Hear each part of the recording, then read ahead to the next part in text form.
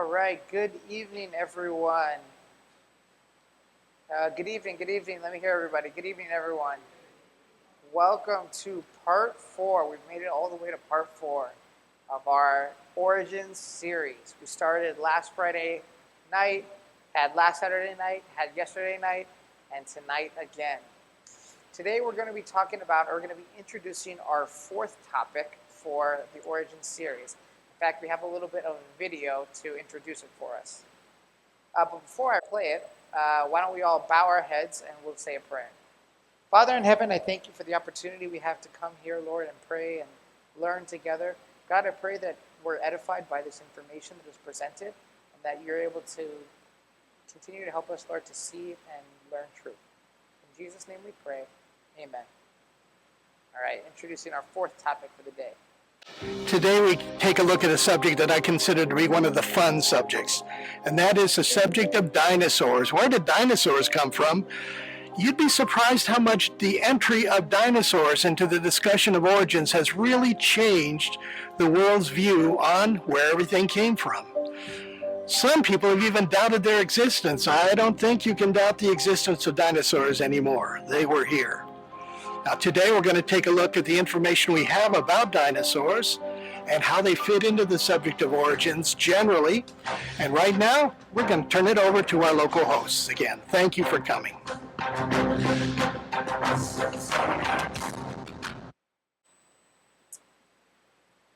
As I said, we're back for our 4th presentation, and today we're talking about dinosaurs. Let's jump right into it. First thing I want to share with you guys is actually a Bible verse from the book of Revelation, chapter 12 and verse 9. And it reads, "So the great dragon was cast out, the serpent of old, called the devil and Satan, who deceived the entire world." Revelation chapter 12 and verse 9. Before there were dinosaurs, which is a fairly new term historically, and I'm talking about in the history of mankind, there were the concept of dragons. In fact, the concept of dragons, as we can see from this Bible verse, goes all the way back to biblical times. Now, obviously, this verse seems to have a symbolic connotation, not really a literal one, and it's simply acting as a literary device. But when you think of the word dragon, what sort of image might pop into your mind? You might think of something that you might have seen in a movie or in a book cover somewhere. Or the English word dragon comes from the Greek word drakon, which simply means large reptile.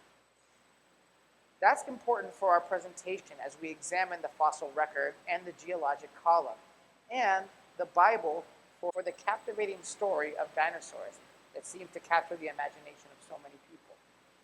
All of these images of red and pointy and fire-breathing things are from medieval times. When did we first find out about dinosaurs? And what did people think about them when they were first discovered? The discovery of dinosaurs is actually a fairly recent thing. We might have all grown up hearing about dinosaurs, or maybe you might have seen Jurassic Park or some movie. But throughout the course of human history, the discovery of dinosaurs is actually pretty new, relatively speaking. So the first record we have is of a man named Robert Plot, who wrote the first scientific paper about a dinosaur bone. He was a chemistry professor at Oxford University in England, and he lived at around the 16th, as you can see up there, 1676. Now, the bone that he found, it was part of a leg bone of a large unknown creature. He didn't know about dinosaurs yet, so he took a guess that maybe it was a bone from an elephant. It's not a bad guess, but later studies ended up discovering that this, in fact, was not an elephant bone. This was a dinosaur bone. So sometimes even the scientists get it wrong. Here we have a different example. This is a picture of a man named Edward Hitchcock, a pastor in the Americas in the early 1800s, and he also made a discovery. He published a paper on stone footprints in Connecticut, near a small town where he was pastoring. On the side of the road, he noticed footprints in the stone that looked like giant bird footprints, and he thought these must have come from a bird. This deposit was actually pretty large, with thousands of footprints. And he decided, well, you know what? This must have been done by a bunch of birds. Now, later stories found out that these were not bird footprints, but fossilized dinosaur footprints. So we said sometimes the scientists get it wrong, sometimes the theologians get it wrong as well, especially when it comes to discovering new things.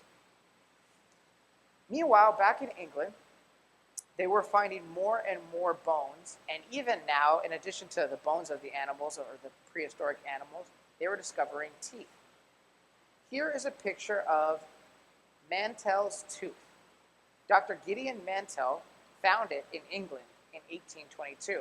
Oftentimes when dinosaur bones or fossils are discovered, they get named after the people that discovered them. He asked his science friends what kind of tooth they thought this might be. Some of them took a shot at it and said, maybe this is a rhinoceros tooth, or maybe a fish, or maybe some kind of mammal. But finally, someone suggested that it looked like the tooth of an iguana. Only problem is, this was about 20 times the size of any iguana tooth ever discovered. He continued to find more bones of what he eventually identified as an animal called iguanodon, which means iguana tooth. This rendering is one of the first drawings made, which in time would be understood as dinosaurs. They now have found more bones since this early rendering, and now they think iguanodon looked actually a lot more like, not this, this was the first picture of what they thought it could have looked like. Now that they have a little bit more evidence, it really could have looked like this instead. Now, they also found bones and jaws and teeth of what would eventually be called Megalosaurus. This is a picture of the bones and the jaw and the teeth. I think you guys can picture what type of animal would have a jaw like that. It's this thing right here, Megalosaurus, which basically just means big lizard. We'll be talking about different types of dinosaurs and dinosaur fossils today. And a little hint is anytime you look at a dinosaur's name and it says saurus at the end, saurus just means lizard.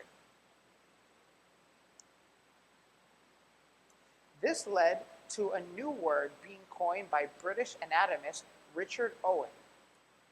Other than Charles Darwin, he became the most famous scientist of the 19th century in Great Britain. In fact, in some instances, he even clashed with Charles Darwin on certain ideas. He was an expert in bone structure, and he coined a term in 1842 that became the term for dinosaurs, using two Greek words, Deinos and Saurus, which when you put them together meant awesome lizard. And that's how we get the term dinosaurs. There's some pretty big, awesome lizards. In England, dinosaurs were really getting a lot of attention. Obviously, this was some really breaking scientific discoveries, very fascinating. The Crystal Ice Palace exhibition in London in 1851, which is pictured up here, it was a beautiful glass building that had some of these findings on display. But erected in this garden around this building were models reflecting some of these recent discoveries regarding dinosaurs. Megalosaurus and Iguanodon, which we showed earlier, were on display at this exhibit. These original models are still there in London Park to this day. Right up here, you can see some pictures of the modern day. One of the most significant findings, certainly in the United States, was that involving Dr. Joseph Leidy. Dr. Leidy was a scientist, and he had an institute or museum in Philadelphia. He heard of some bones being found on a farm just over the border in Haddonfield, New Jersey. Anyone here from New Jersey? All right, well, you might have been living over a dinosaur bone and not knowing it. A friend who had been looking at the bones invited Dr. Leidy to come and inspect them. They dug them out of the pit, and they eventually brought them back to Dr. Leidy's institute. You see those bones up here today. They were assembled and put on display, and this was the first dinosaur found in the Americas, and it was named Hadrosaur. This was in 1860, and most importantly, it was the first dinosaur skeleton to be put on public display in the entire world. This obviously attracted huge crowds. It was the first of its kind, the first of a skeleton to be put together and put on display. People wanted to see these new creatures. Today, every museum of the natural history, even every museum of the natural history, whether depending on where you've been in the United States, they tend to have models just like these, completely remade collections of dinosaur skeletons. It was a real sensational thing to see, just like it is today if you were to see something like it in a museum. Here is an artist's rendering of that first dinosaur. It was a very rare kind because the fossil bed that it was found in was almost entirely composed of seashells. Imagine a bunch of tiny seashells and then you find a giant dinosaur. Very few remains of other dinosaurs have been found in the deposit where this first dinosaur was discovered. So it was a quite remarkable discovery, and it gave dinosaurs a new place in American culture. Museums across the country, especially in the East, wanted to get skeletons for themselves. Obviously, anything that's going to bring people to come in and buy tickets, you want to get your hands on. So dinosaur hunters started making the news. They would go into Montana, Wyoming, South Dakota, Colorado, parts of Arizona, and Utah to try to find bones, assemble them, and bring them back for display. The world was getting better acquainted with dinosaurs. In Europe, in the late 1800s, they were finding more iguanodons, as you can see up here. While also in Europe, American dinosaurs, like this large Brachiosaurus, was on display in the Louvre, I don't speak French, in Paris, and making its way to some of the other museums. More and more dinosaurs being discovered. Some of these might start to sound pretty familiar to you. The American Museum of Natural History in New York was able to locate and display a skeleton they called Brontosaurus, which basically means thunder lizard. Remember we said every time it's saurus, it means lizard. So thunder lizard sounds like a pretty cool name to have. It was a pretty sensational find because look how massive it is. It was beautifully preserved and it was fairly complete when they discovered it.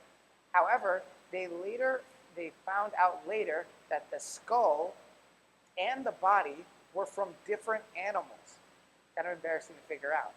It was the body of an Apatosaurus with a Camarasaurus head.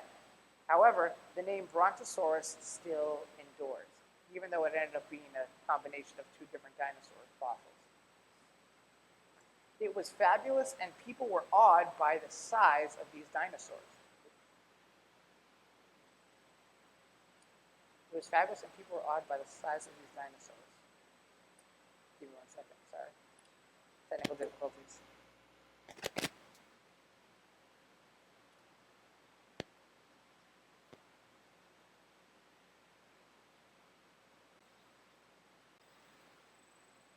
All right, hold on. We got it back.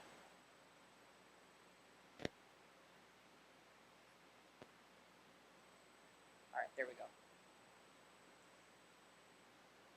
Let's go back to where we were here.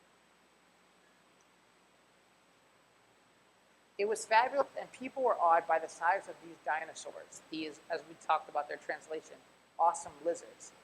Here is it being assembled, as you see on the picture. Also in the American Museum of Natural History, there was this painting done by a gallery artist. A look at the picture itself gave people an image of what it was like to be back in the year of the dinosaur. How amazing does that sound? To be back when these giant creatures roam the earth. And it really, really, really sparked the imagination. What would it be like to live around these huge school bus-sized animals? Well, let's look at some pictures for reference. Dinosaurs were most famous for their size. However, the teeth in these creatures were clearly seen to be vegetarian teeth based on how they were structured. And so the only fear you would have of living with a giant plant eater like this is probably that he wouldn't see where you are and step on you by accident. However, as time passed, they eventually found some dinosaurs with some pretty serious teeth. And these don't look like the teeth of an animal that's only eating vegetables, now do they? Henry Osborn, an American paleontologist, studied a Wyoming fossil in 1905, and he named it what became the most famous dinosaur of all. I'm sure you guys can guess what it is. The Tyrannosaurus Rex. Tyrannosaurus Rex means, oh, I had it up there. Tyrannosaurus Rex means king tyrant lizard. Pretty apt name for probably the most famous dinosaur out there. In 1905, the first T-Rex was put on public display. Imagine the reaction to such an iconic creature. Suddenly, dinosaurs represented something more than just don't get stepped on. The T-Rex was something that you wanted to avoid altogether. Danger personified. Now, the T-Rex is a very popular dinosaur that people want to know more about. It's practically thought of as the king of the dinosaurs. Well, what do we know about them? Here's one thing we know. T-Rex seemed to eat Triceratops. But what we don't know is if there's debate, at least, if the T-Rex is a predator or a scavenger. Did it hunt them while they were alive, or did it feed on them after they passed away?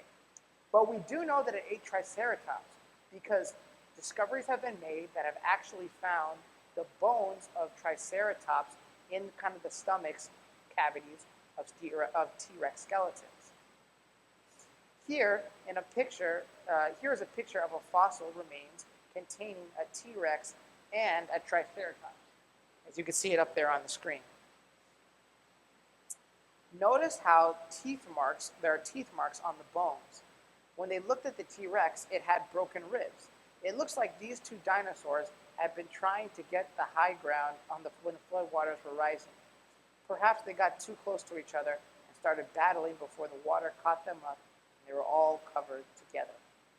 It would be hard to describe any other scenario that would cause them, other than them clashing with each other. Now, T-Rex left a couple of known footprints.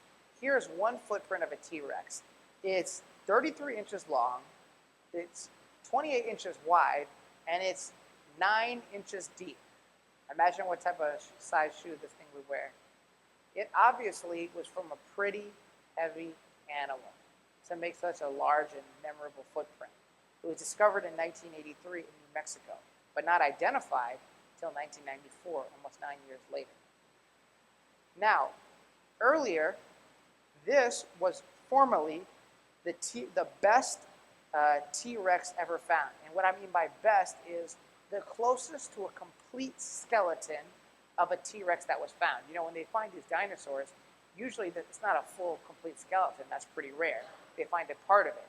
Now, originally, this was the best they could do, the most complete they could do. Can anyone guess what percentage of the dinosaur they found intact? Throw out a number. 20? Let's get another one. 76. I heard 40. Another one. 50. All right, the answer was 40%. It was 40% complete, and it was displayed in Hill City, South Dakota Museum. You might ask, is that all they find of these dinosaurs? That's not even half of the dinosaur. Well, the truth is the majority of dinosaur skeletons that are found are usually incomplete. To find a complete one is especially rare, especially one that comes with a skull. When things die, they tend to lose their heads. Not even dinosaurs. If any of you have been to an art museum where you find old Greco-Roman sculptures of great people, you might find that oftentimes the first thing to fall off the statue is the head. Or sometimes they only find the head. So things have a habit of losing their head once they've passed on. Actually, a skeleton can be an animal, or a skeleton can be considered a skeleton of an animal as long as it has only 10% of the complete animal. So you only need about 10% of an animal to be classified as a skeleton. Anyway, this T-Rex, as far as we knew, was the most complete. That was until we discovered Sue.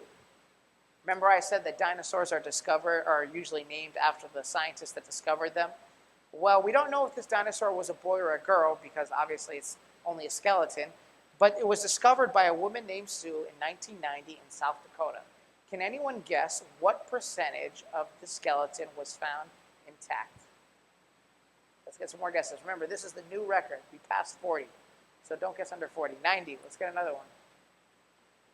80, 45, 75. All right. I think George looked at this beforehand because he got both of them. Because it was 90% complete. They refer to it as a she. Like I said, we don't know what the gender is because it's a skeleton, but it was discovered by a woman named Sue in South Dakota. And Sue was 90% complete and had a very complete skull, even more rare. It was sold for $8 million to the Field Museum in Chicago, where it still stands to this day. Here's a picture of it. In fact, I think there's a new, according to some of the information, they built a new section in the museum to really put it on display. T-Rexes are also important for other questions. And that question is, how old are these dinosaur fossils that we keep discovering? A pretty relevant question, right? We're going to talk about that in some other presentations as well.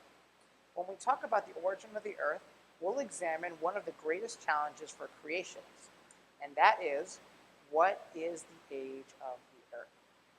Don't the rocks tell us that the Earth is millions of years old? At least someone has heard that somewhere. This is the standard understanding today. But in 2005, scientists actually broke into a T-Rex femur and took it to a laboratory to study its interior. What they found out was that something they were not expecting. They actually found interior vessels and soft tissue that was still flexible within this T-Rex femur. Imagine breaking open a bone and you still find at least some level of soft tissue. Pretty remarkable. And they saw what appeared to be red blood cell stains. Even more amazing. It had been assumed that organic matter could not possibly be present in something that was, at least according to the standard model of dinosaurs, 65 million years old. Then how could it still be there? This will be examined later. You will see another picture up there of some of these red blood cell stains and tissue that was left over. Other evidences of dinosaurs would be footprints. Footprints are still considered to be fossil evidence, even if they don't have skeletons, because footprints can still be fossilized. Here is an evidence of a three-toed footprint. It provides information about stance and about gait when walking. So we have a little bit of an idea of how they walked, how they stood, just by looking at these dinosaurs' corresponding footprints. Another question for many is, were dinosaurs really reptiles? Two fossil dinosaur finds, help us find this answer to this question. First, preserved dinosaur skin has actually been found among skeletal remains. Imagine finding preserved dinosaur skin. What we mean by skin being preserved is the impression or the cast. So basically the imprint of the skin being, like the pattern of the skin being fossilized, very similar to a footprint. When mud that covered the body of a dinosaur eventually hardened, it leads to fossilized skin. It reveals the pattern. This is a mud cast of a hadrosaur dinosaur skin. You can see the example on the screen. See how the imprints of the skin have been pressed against the mud and hardened, so we can have an idea that it was an animal that had scales, very similar to a lizard. The second finding that helps give us a clue is the evidence of fossils and eggs.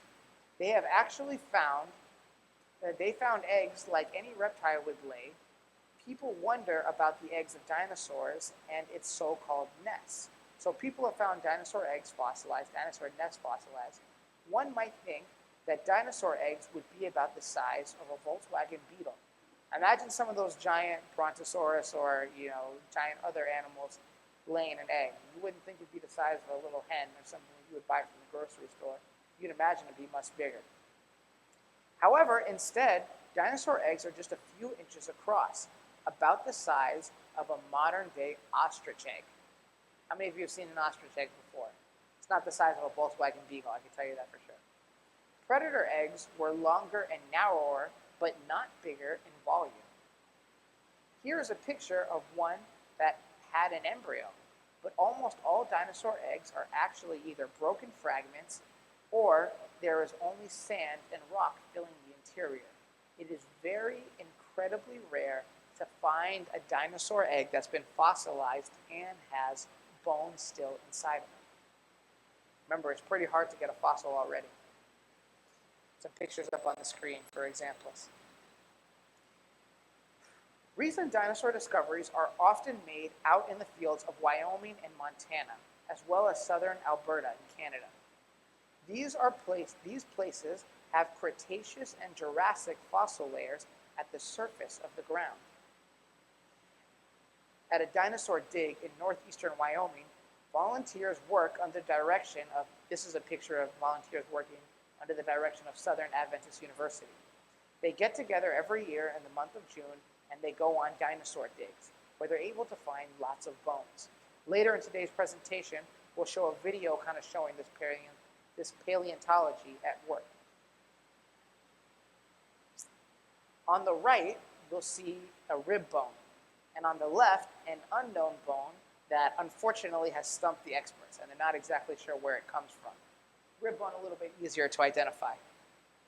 These bones are mostly from a giraffe-sized Edmontosaurus, which is a type of hadrosaur, which we saw earlier. As this rib is being pulled out of the ground, you might notice something. That little bone of what looks like superglue is used to spread over the bones to make them very hard and easy to remove. So people start putting the paste on the bones so they don't break when they pull them out of the ground. Eventually, these bones will be wrapped and taken to the university for future study. See how you have the little highlight there? They'll be wrapped up and taken to the university for further study. Eventually, before they're completely removed from the ground, there will be a GPS satellite positioning indicator that records the position of where the bones were removed. Here's a picture of what that might look like. Eventually, photographs will be taken of the bones, and those photographs will be dropped into a computer program. This is the display showing the bones after they've been removed from the dirt. They appear to be floating where they've been discovered, now that they are virtually no longer there. They're just kind of virtually preserved. Pretty amazing stuff.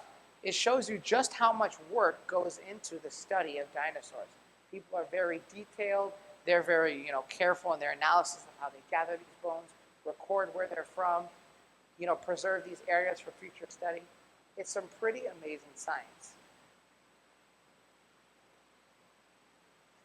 What did these giants look like?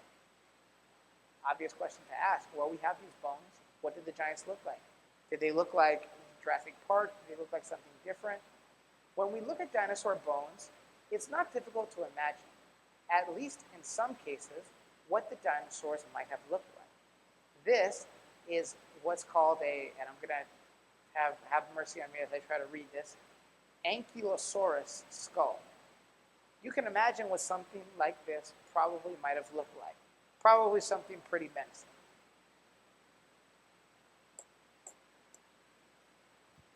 The next thing that brings up today is, do we have dinosaurs today? If you were to ask an evolutionist, they would excitedly say, yes, we do have dinosaurs today. They are birds. Now, that, to me, telling someone that we still have dinosaurs and then saying they're birds is like you're driving past, McDonald's and your son says, hey, can we have McDonald's? And you say, oh, no, we have McDonald's at home. And you take him home and give him maybe, an apple. It's pretty disappointing to think of dinosaurs and all you get is birds. Dinosaurs are thought to have evolved from birds, according to the popular evolutionary theories. Two popular theories among scientists in the world today describe how that might have happened. One is from large ground bipeds, basically birds that walk on 2 feet.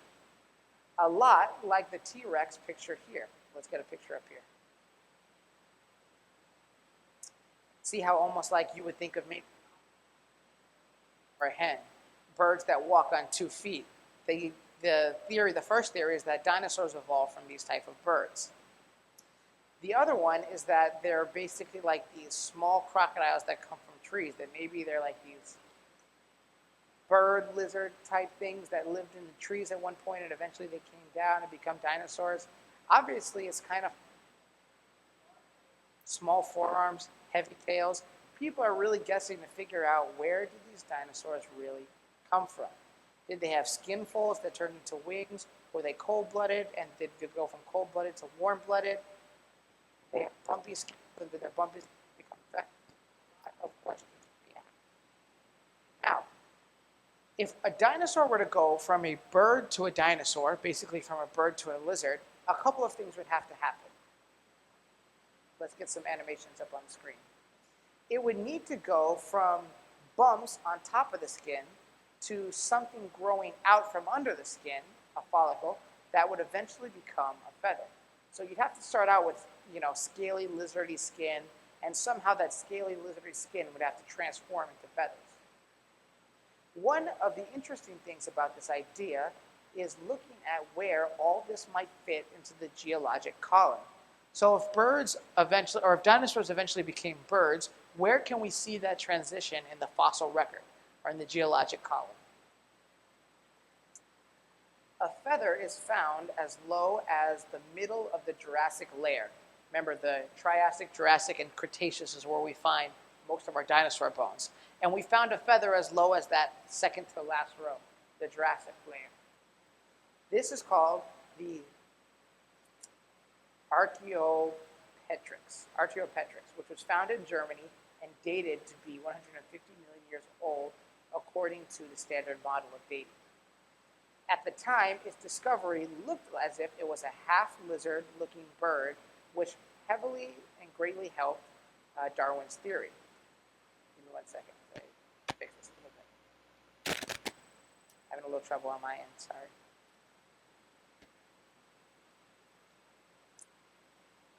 Let's get this back.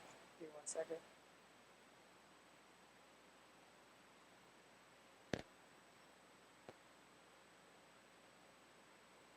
Sorry about that. Next to birds in the geologic column, let's add dinosaurs. Let's put it up there on the screen. Dinosaurs are only found in the top of the Triassic, Jurassic, and Cretaceous layers, as we said previously. Here's where the flying dinosaurs, like pterodactyls, are found. And now, let's look at where land dinosaurs are found.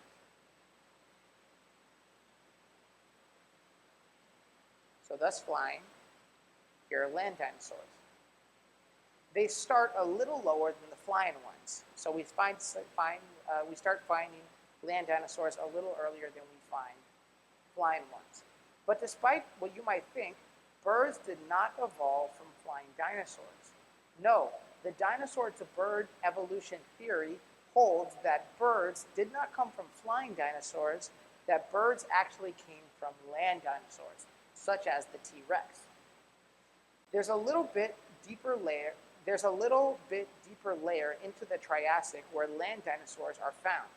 So the idea that in millions of years in between the beginning of dinosaurs and the beginning of birds, the ancestors might have eventually evolved into the first bird. But the problem is further complicated because they have found footprints of feathered birds in the top of the Triassic layer. So unfortunately, the map of the geological column is not seeming to overlap with what would need to happen for a logical progression of land dinosaurs to slowly form into feathered animals. Because now we're starting to find some overlap of feathered creatures that go all the way down to the Triassic period, which are around the same time that we find land dinosaurs. So instead of progressing to the other, there seems to be some overlap, making it difficult to see how one came from the other, or how one fathered the other. Here is a picture of footprints found in Argentina. It's definitely bird footprints because it has a backwards toe, the helix, on the back of its foot. We can see there's no pattern of walking. This bird, at some point in the past, must have hopped around in the mud, perhaps as the waters were rising, and left these footprints. It's not really walking around, it's just birds fly up and come back down, left footprints in the mud. This is what the Argentinian scientist said. It's significant because we find footprints with morphology. It's significant because we find footprints with morphology. That means the shape of, identical to modern birds in rocks that predate by 55 million years the first record of true aves, which are birds. This scientist is saying the shape of this foot sure looks a lot like a modern bird, but how can this be if it's 55 million years older than the first fossilized bird to ever be found?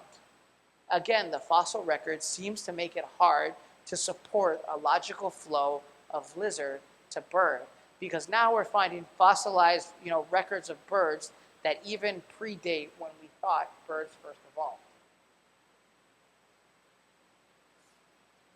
Dinosaur evolution by type is another question to look at. This is a chart of going from earlier to later. So left is earlier, right is later. The animals, we'll put up some examples up here.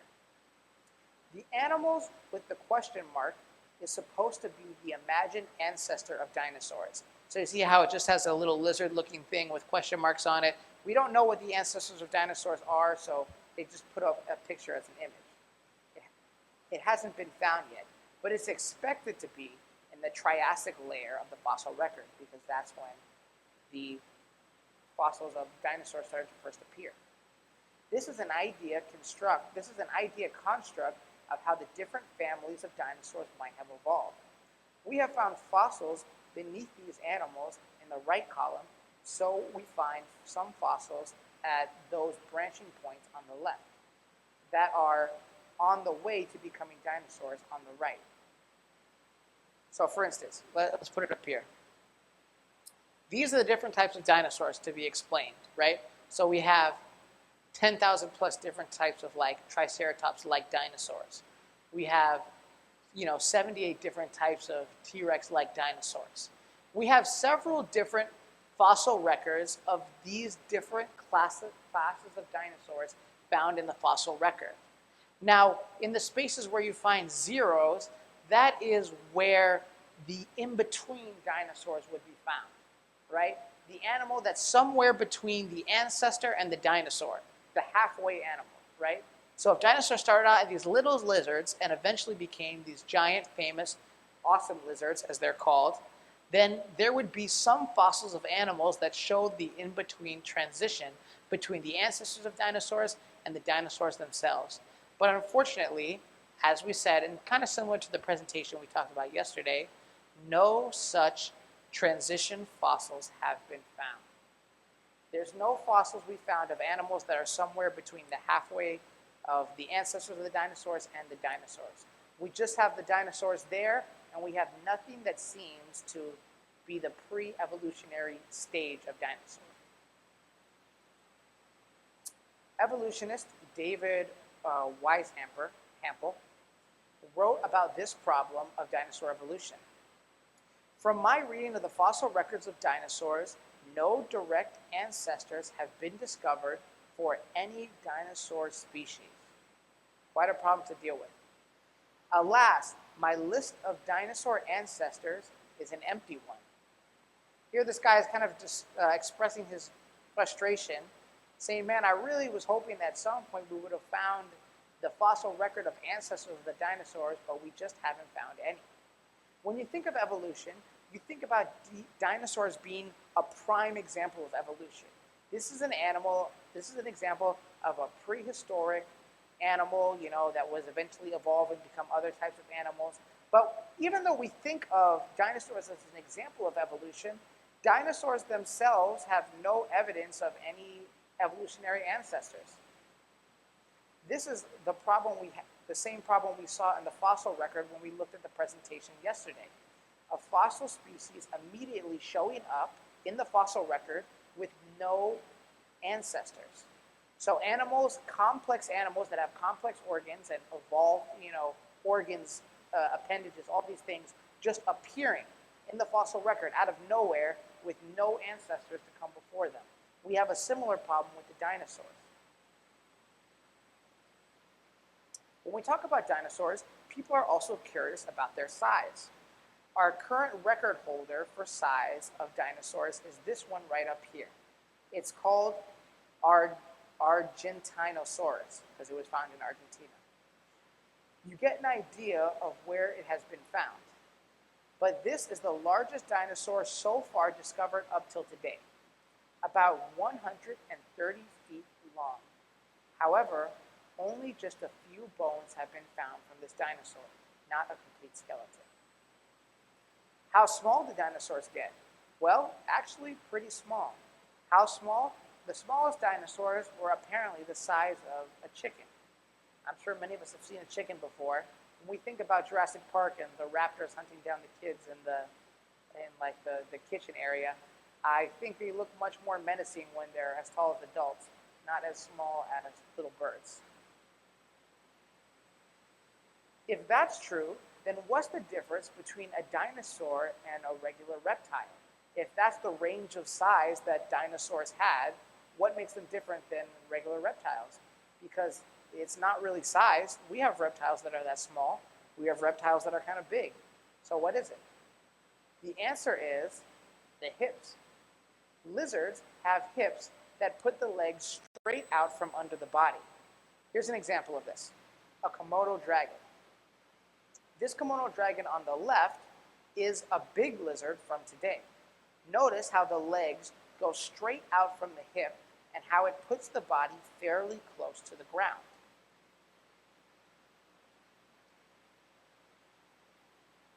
On the other hand, in dinosaurs, the hips put the legs straight down from the body, not out and to the side and down. Whether it's two-legged or four-legged, this is how the body was able to get pretty high up off the ground compared to normal-sized lizards. You can see the difference in the two fossils up on the screen. Let's take a look now at a short video that will share a little more information about dinosaurs.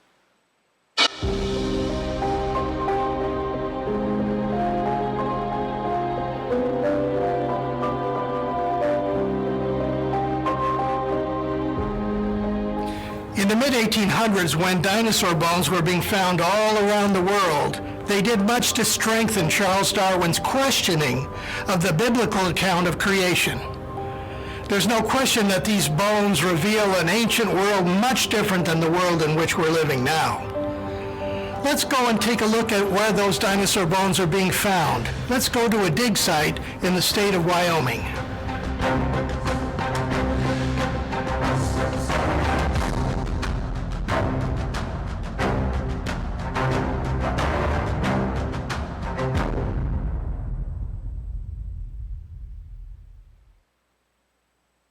I got a call from a friend of mine, and he told me about this place in Wyoming where there were a lot of dinosaur bones and that they wanted a creationist to work on it. So I wasn't really initially interested, so I called a colleague of mine who's a vertebrate paleontologist, and he came out and looked at it. Subsequently, he brought me out here, and we looked at it together, and the owner of the ranch, who's a very wonderful person, brought me up onto one of these ridges. It's actually very near to here. And he opened up the door of his truck and got out, and he said, okay, hop out. And I looked down at the ground. It was covered with dinosaur bones. I couldn't walk on the ground. I had to step nimbly to keep from stepping on them. But that convinced me that I needed to spend time on this because these bones are being washed away and they're lost to science. So somewhere, sometime, dinosaurs were here. And what we see behind us, this whole area, these are the main quarries here. There's some outlying quarries. But the main quarries are approximately 1 meter thick and cover quite an area.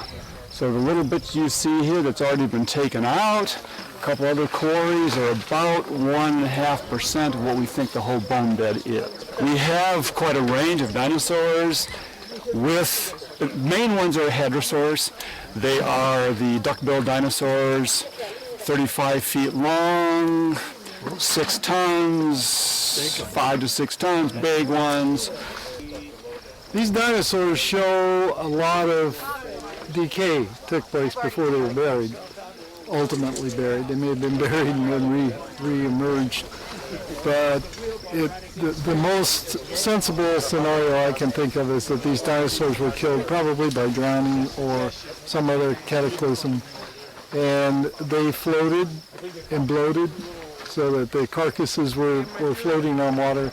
They were probably driven onto a shoreline by wind where they rotted for a period of time.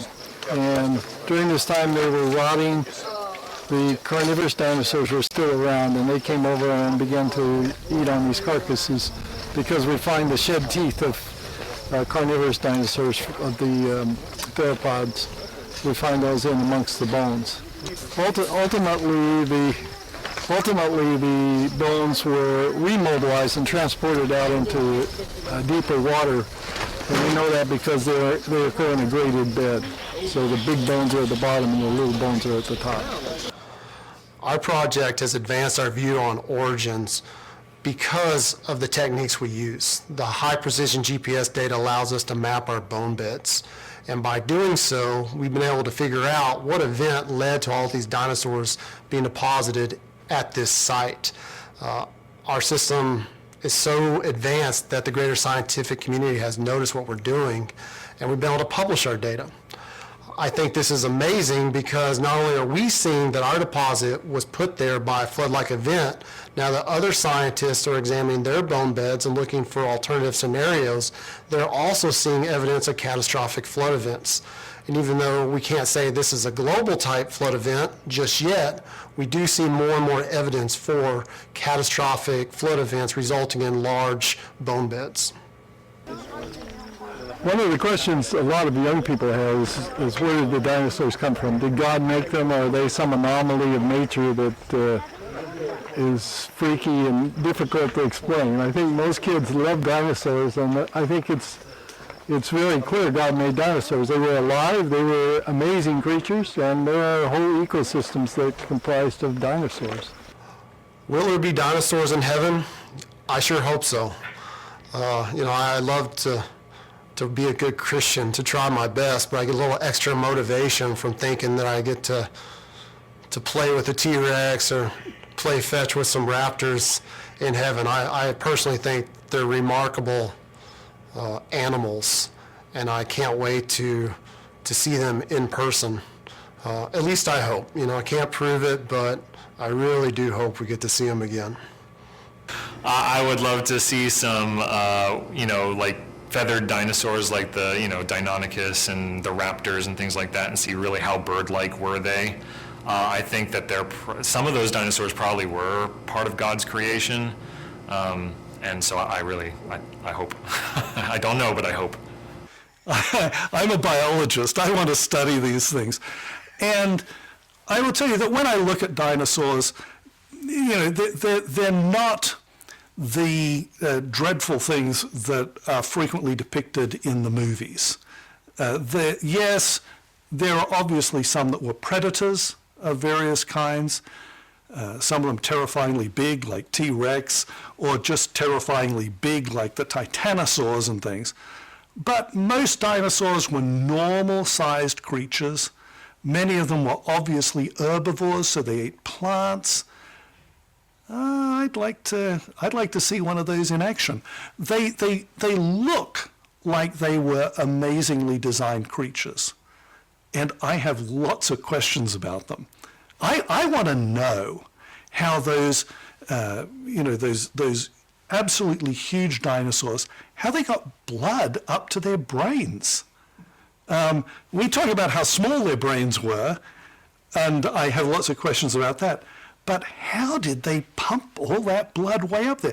These things are more than twice as tall, or at least twice as tall, as giraffes are today.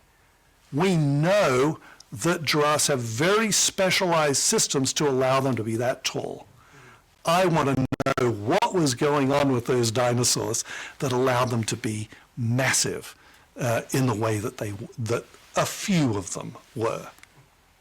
I think heaven's going to be a lot different from what we expect and what we have on this world. I don't know if there's any reason to have dinosaurs in heaven. I don't even know if we'll have horses in heaven. I mean, I don't know what's going to be there.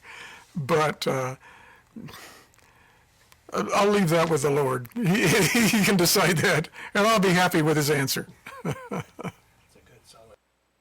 I feel very strongly that dinosaurs will be in heaven. I think they're amazing creatures. And if it is a dinosaur Job is talking about in Job 40 as behemoth, then he says it's the first of the creation of God. So it's something really special to him. I don't want to see a dinosaur when I first get to heaven because I'm still only 5'8". But we have the impression that we will grow up and just to see these enormous organisms, I would feel like an ant, and maybe be squished. But certainly that possibility exists. You know what I think? I think when we get to heaven, or perhaps more appropriately the new earth, we'll get a number of surprises. We'll be surprised by some of the people who are there. We might be surprised by some of the people who are not there. We might even be surprised by some of the animals that we see, maybe animals that we've never seen before. Now, if God created dinosaurs to begin with, then they were wiped out by some means or another. No doubt they'll be there. But I'm willing to leave this one to God. If they're there, I'll be thrilled. That'll add some interest. If they're not, I probably won't miss them too much.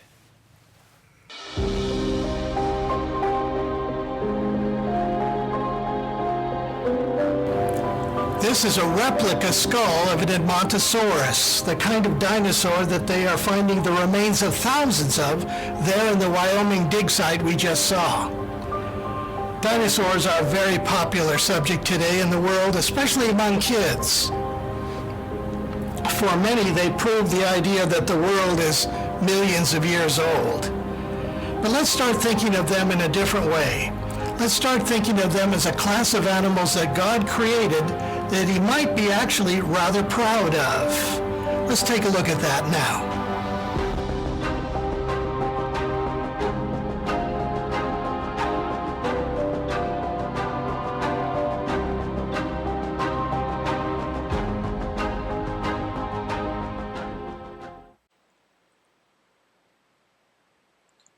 Pretty amazing stuff.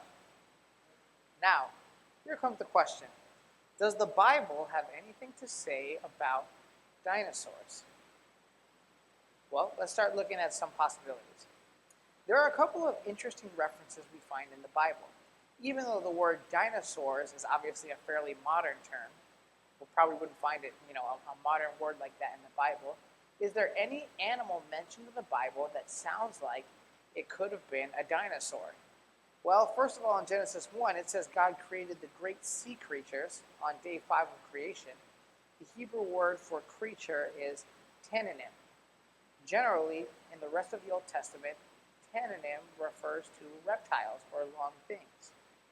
But perhaps the most interesting reference to a type of creature found in the Bible is in the book of Job, chapter 40, where it talks about an animal described as a behemoth. This part of Job is actually a conversation between God and Job and his suffering saint. The Creator is pointing out to Job the things that he made in nature. So God and Job are having this argument, this dialogue, and God starts to point out the amazing feats of nature that he created in order to at least challenge Job's way of thinking and inspire some trust in him. For instance, God tells Job, right here in Job chapter 40, look now at the behemoth. The word for behemoth means beast, which doesn't really help us identify what this thing is. Thanks God for not being so helpful apparently with this. Which I made along with you. He eats grass like an ox. See now his strength is in his hips, and his power in his stomach and muscles. He moves his tail like a cedar. His bones are like beams of bronze, his ribs like bars of iron. So far, we get the image of a very powerful, impressive animal. And then he concludes with, he is the first of the ways of God. First of the ways of God. What an interesting phrase. That phrase has been studied out by scholars, and the general understanding is that this is not a reference to a chronology. Basically, this is not a reference to a chronological order. In other words, the first animal made by God before he made other animals. This is not what the Bible is referring to. Instead, this animal is, when it says first, it means less first in order, more like coming in first place among the animals. The most impressive or the most amazing, the alpha, the most, awe-inspiring. This is probably the most popular view among scholars.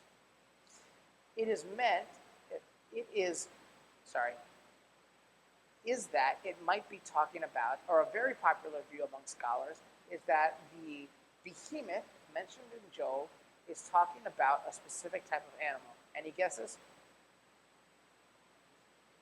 Dinosaur? You guys are pretty close. It is a, wait, I don't know why it didn't pop up. Hippopotamus. Hippopotamus. But it says behemoth moves its tail like a cedar. What could that be in reference to? Well, if you look at the tail of the hippopotamus, there's nothing about it that seems very tree-like. Remember, the cedar is the largest tree which is found in the Middle East. What does have a tail that is that powerful and that big might be an animal, something like this. Here's a picture of a hippopotamus, as you can see. Here's a picture of Job standing next to a hippopotamus, so you get an idea for scale of what God might be talking about. This animal would be, that God's describing, seems to be something that should inspire a lot of awe, something that would be legendary to Job when he heard it, and something that has a tail that maybe reminds you of a giant cedar tree. All this to say, there's maybe more about the Bible that we still have yet to discover and learn more about. Now, here's a tricky question. Do creationists, we've talked about evolutionists, but do creationists believe in any sort of evolution? Remember what the word evolution means. Evolution really means change. Do creationists believe that any animals have changed their form? Well, the answer to that question is yes. Here's an example of change of an animal that's actually mentioned by the Bible. The serpent in the Garden of Eden that tricked Eve. In the account of Genesis, it says that the serpent became a cursed animal. Let's read this from Genesis chapter 3, verse 14. God speaking to the serpent that deceived Eve. You are cursed more than all cattle, and on your belly you shall go, and you shall eat dust. A curse in Hebrew thinking makes something worse, tangibly worse than it was before. This is similar to a blessing. If something is blessed, then it's far more than thoughtful or cheerful hope. Instead, when someone's blessing, it's not like saying, God bless you, you sneeze. And the Hebrew mindset, when something's blessed, that means it's been improved. It's a real, tangible, positive difference that was made. And the same can be said for a curse, but in the opposite, in a negative way. God tells the serpent, you will no longer be the attractive animal you were before, like when you were able to tempt Eve. You are now going to be unattractive, an even scarier creature.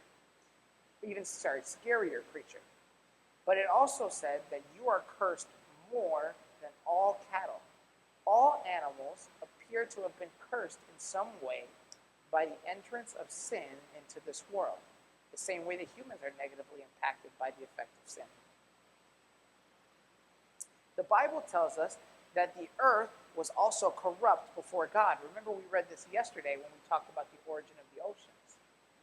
And the earth was filled with violence. This is the flood narrative in Genesis. So God looked upon the earth, and indeed it was corrupt.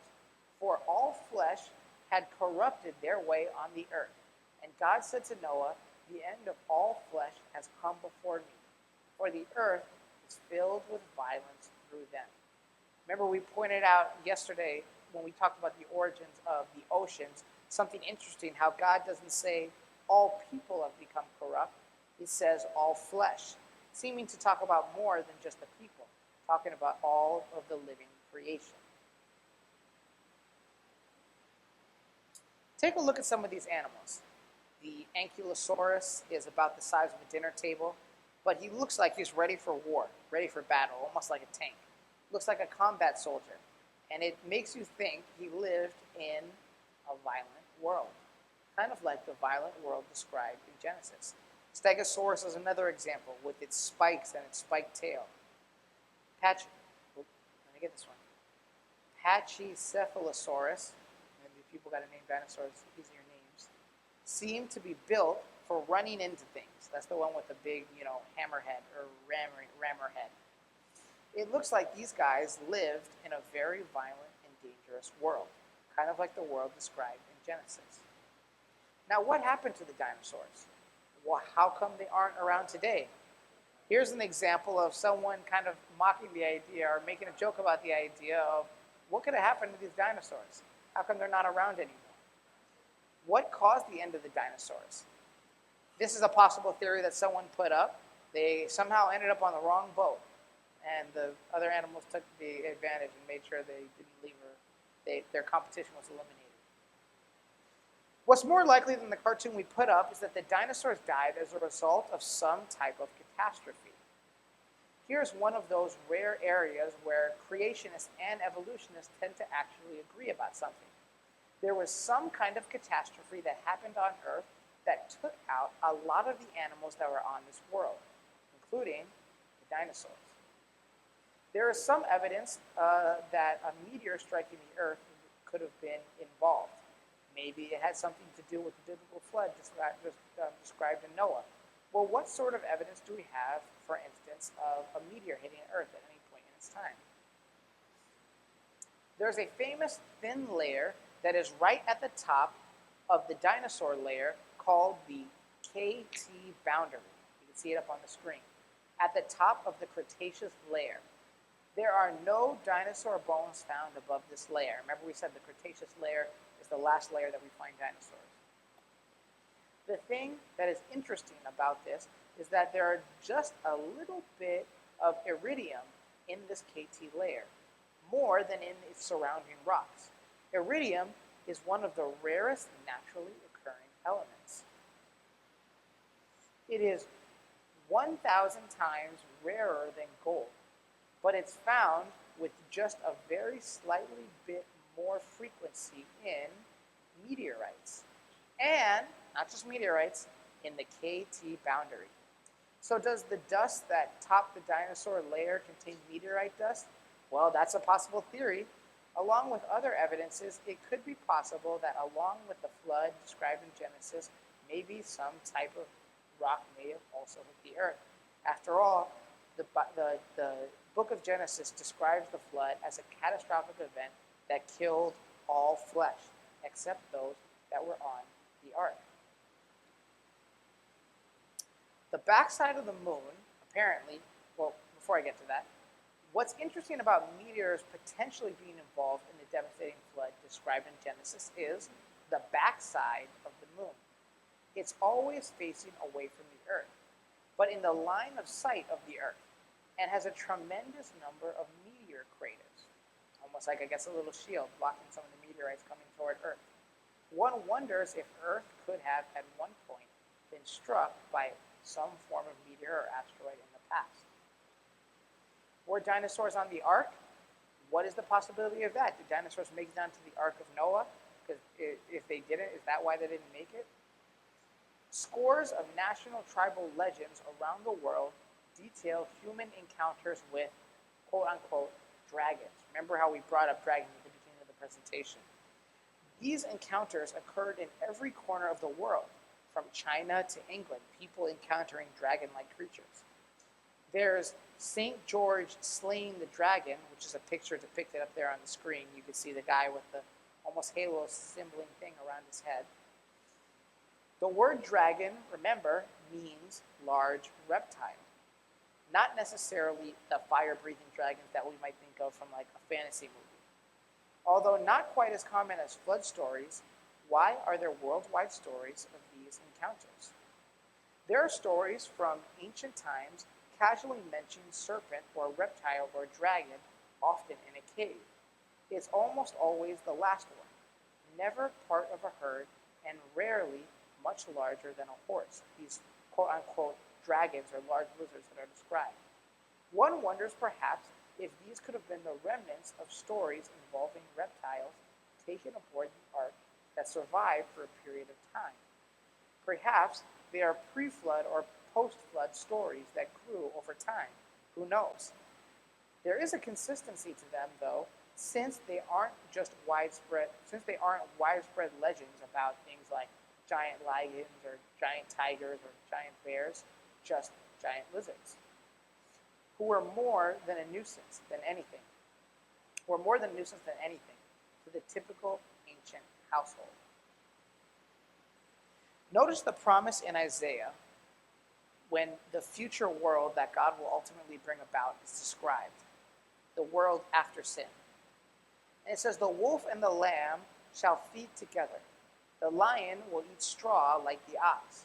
The nursing child shall play by the cobra's hole, and the weaned child shall put his hand in the viper's den, and they shall not hurt nor destroy in my holy mountain. The world described here in the book of Isaiah, the world to come that's prophesied in the future, is a world that's gentle, nonviolent, perhaps maybe including some creatures of the past, like the people in the videos discussed, some of these awesome lizards. The first verse that we examined at the beginning of this presentation was from the book of Revelation. So the great dragon was cast out, that serpent of old, called the devil and Satan, who deceives the whole world. Remember in John's day, the Apostle John, who wrote the book of Revelation, when he wrote the book of Revelation, this was about 2,000 years ago. The word dragon meant large lizard or large reptile. So imagine if we had replaced that word with maybe a more modern word. So the great dinosaur was cast out of heaven. Remember, dinosaur just means awesome lizard. So the big lizards got upgraded to awesome lizards. Was cast out, the serpent of old, called the devil, who deceives the whole world. The purpose was to deceive. In Revelation 14, God's reaction to the dragon, or Satan's warfare of deception and persecution, is revealed in Revelation 12 and 13, concluding with the second coming of Jesus Christ. In Revelation, the three angels' message that's given, also in the book, warns the world that Satan, who's supposed to be the great serpent or the great dragon of old, who's represented by this creature, will have some type of final deception, calling humanity back to worship God as creator. But there is another story of origins out there where God was not the creator, one that the devil would like to see the world, one that the world would like, let me rephrase that. There is another story of origins out there where God is not the creator, a story where the origin of life comes from some other source. And that is the source that the devil would much rather have people believing in. And what better image to spread that story than the image of a dinosaur? When people see the pictures of dinosaurs, isn't the first reaction often something like, oh, dinosaurs, yes, millions of years, not history as it's recorded in the book of Genesis or in the Bible. Forgetting the flood, many today totally embrace a culturally informed scientific theory of uniformity, which we've talked about, as presented earlier in 2 Peter chapter 3, verses 5 through 6, in one of our previous presentations. Hopefully our study today provides a different way of looking at the captivating world of dinosaurs. That concludes our presentation for today, part 4 of the Origin series, the origin of dinosaurs. And as we complete, this portion of our series, it's important for us, I think, to remember to question what's the way that we see the world. Going back to our very first presentation, we talked about worldview, the glasses through which we interpret all the information that's given to us. As we look at the world today, let's examine what's the lens through which I'm taking in, observing, and making conclusions about all the information I've given today, I've been seeing in today's world or that I've received from other sources, including things like information about the dinosaurs. With that, let's take a moment and pray together, and then we will conclude. Father in heaven, Lord, thank you for the opportunity we've had to come here these past 2 weeks, God, and look at these different studies. Lord, there's so much information out there. There's so much to learn about the beautiful world, Lord, that has been created. God, I pray that you help us to see the lens through which we're interpreting the world around us. Help us to see your creation, Lord, in a different light. And ultimately, God, lead us toward truth. In Jesus' name we pray. Amen.